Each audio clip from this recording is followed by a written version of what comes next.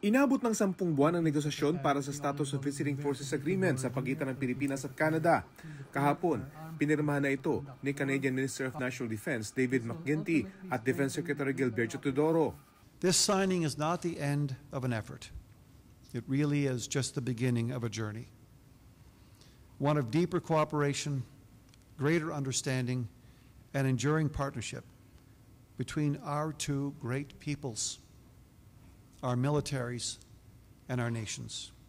Bago maging epektibo, raratipikan pa ito ni Pangulong Bongbong Marcos at kailangang umayon din ng Senado. Sa ilalim ng kasunduan, mas magiging malalim ang kooperasyon ng Pilipinas at Canada sa military training, information sharing at pagtulong sa bawat isa sa pagtugon sa mga kalamidad. Ito na ang ikalimang Defense Cooperation Agreement ng Pilipinas at kauna-unahan ng Canada para sa isang bansa sa Indo-Pacific region. Underpinning this SOVA is the foundation on which it is built.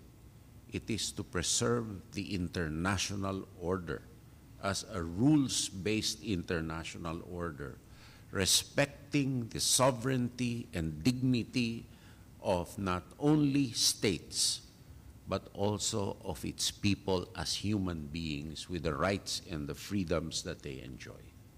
Umaasa ang Canada na sa pamamagitan ng kasunduan, makakasali na sila sa balikatan military exercises sa susunod na taon. Bago ang Canada, may kaparehong kasunduan na rin ng Pilipinas sa Japan, New Zealand, Australia at Amerika.